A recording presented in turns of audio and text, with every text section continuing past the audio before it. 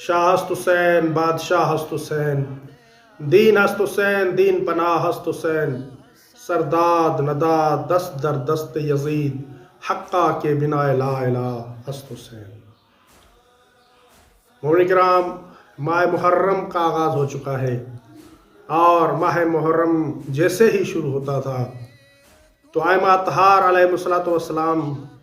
کے چہروں پر غم کے آثار نمودار ہو جاتے تھے،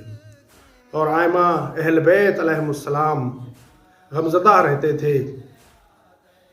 مولا امام رضا علیہ السلام ارشاد فرماتے ہیں کہ جب محرم کا مہینہ شروع ہوتا تھا تو میرے والد گرامی حضرت امام موسیٰ کاظم علیہ السلام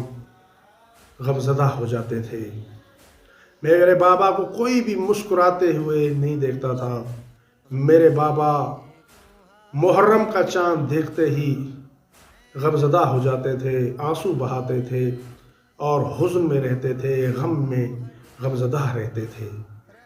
اور پھر مولا فرماتے ہیں کہ 10 دن تک مسلسل میرے والد گرامی اسی طرح سے غمزدہ رہتے تھے، اور جب 10ویں کا دن آتا تھا، جب عاشور کا دن آتا تھا،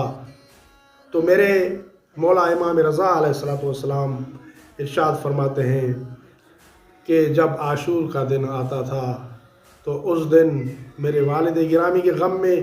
اور اضافہ ہو جاتا تھا، اور زیادہ مغموم ہو جاتے تھے، حزن و ملال میں رہتے تھے، اور گریہ و بکا کرتے تھے، اور فرماتے تھے یہی وہ دن ہے کہ جس دن ہمارے جد بزرگوار مولا حسین کو کربلا میں شہید کیا گیا۔ مومنین، مسلمان، محبان اہل بیت کی بھی یہ ذمہ داری ہے کہ اس ماہ میں، ماہ محرم میں، غم حسین میں آنسو بہائیں، غم حسین میں غمزدہ رہیں، اور غم حسین میں ذکر حسین کرتے رہیں۔ دوسرے مہینے دوسروں کا ذکر کرنے کے لیے موجود ہیں، آپ دوسرے مہینوں میں دوسروں کا ذکر کر سکتے ہیں، لیکن حسین کے مہینے میں صرف حسین اور اولاد حسین کا ذکر کریں، صرف حسین اور شہدائے کربلا کا ذکر کریں۔ یہی سیرت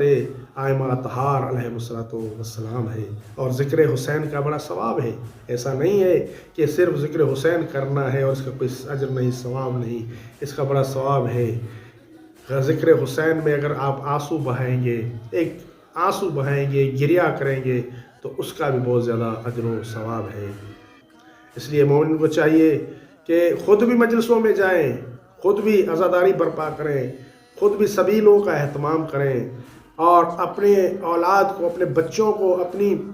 بیویوں کو، اپنے اہل خانہ کو بھی اپنے ساتھ مولا حسین کی مجلسوں میں لے کر جائیں، تاکہ ان کا دل بھی ذکر حسین سے منور ہو، اور عزاداری حسین کا یہ سلسلہ تا ابد تا قیامت قائم و دائم رہے۔